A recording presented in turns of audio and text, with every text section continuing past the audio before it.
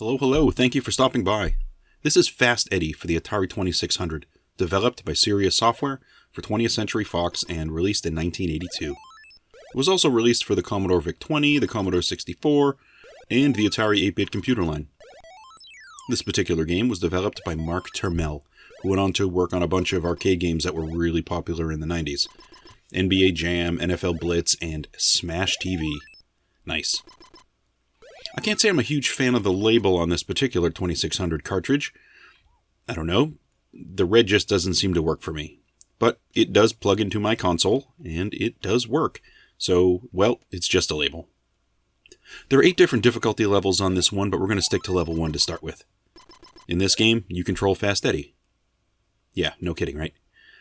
He's this oddball-looking avatar that you control. The game field is basically a few different platforms, and they're connected by ladders. And the ladders are going to be in various places throughout the different stages you go through. The object of this game is to get as many points as possible, and how do you do this? Well, you do this by grabbing all the floating prizes that are on each level when they appear. First level, you're going to see floating hearts. Go grab them. That's the goal. You run to the left and right using the controller, and up and down ladders using the up and down on the controller, as you would imagine. The fire button in this game, this is what makes you jump. If you're stationary, you press the button, you'll jump straight up. And if you're running, you'll have this really awkward long jump. You're going to have to use this jump to get prizes and to jump over the enemy. The enemies in this game are these little monster things that kind of look like mushrooms. They're called sneakers. If you touch a sneaker, you're going to lose a life, so you got to jump over them. If you're climbing a ladder, though, you can't be killed by a sneaker. So the trick is to get comfortable enough with the jump mechanic and using the ladders to keep yourself safe. There's also one special sneaker, and he's at the very top of the screen. He's called High Top. He's extra tall, and you can't jump over him. So you need to stay away from the top floor until the end of the level. Every prize you collect on the screen will make High Top just a little bit shorter. When you get a total of 9 prizes, High Top will be as short as a regular sneaker, and at that point a key will appear above his head.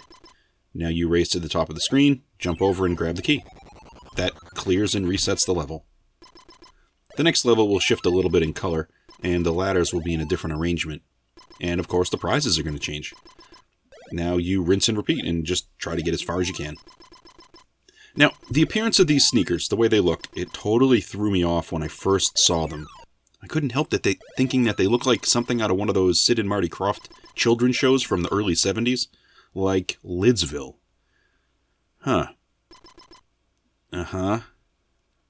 Interesting. Well, that's what it seems to be like to me anyway. I guess you could also consider them like Muppets or Goombas. I don't know. So this game increases in difficulty actually pretty well as you start beating the levels. It's not too steep. The harder levels that you get to will have more sneakers to jump over, but you do have this long jump, so it's definitely doable.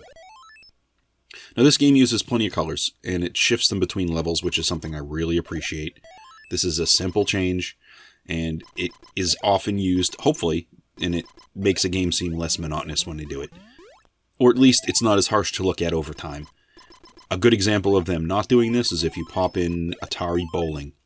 It is the most bland color scheme and it never changes. I also like how the prizes change in this game for each stage, and there are a bunch of them. This variety makes me think of the Atari game Plaque Attack, actually. That was the first game I played where these little objects on the screen, there were tons of variety amongst them. This one does the same thing and I love it. Here, you start picking up hearts, then you pick up fish, then tanks, cameras, balloons, teapots, a spade, smiley faces, a hammer, and then a doll. It's a ton of different prizes. You also get a free life if you clear a level, and you can have up to 3 at a time, so that's pretty useful. This one is all about getting used to the timing and just getting comfortable with the jump mechanic. You get used to this after a while, and the game gets much more smooth. Then, when you're really comfortable with this mechanic, let's mess it up a little bit, and let's just select a different difficulty level. There are 8 different difficulty levels that you can select. Each different level affects the sneakers. You can have 2 in a row. It will stretch one of them really wide, maybe. This gets a lot more difficult when you have to jump over all these. It definitely kicks up the difficulty level. Potentially a lot. If you're one of those game players that really like to get into a difficult type of a game, then this is probably the one for you. I have to say, this isn't a bad game for the era, and it definitely works well enough. There's no real music to speak about with this one, but there are plenty of beeps and bloops as you run about, just like you'd expect from the Atari 2600. Not bad at all. It's pretty good. Well, that's all I have today for Fast Eddie for the Atari 2600. Thanks for stopping to take a look, and I'll catch you on another video.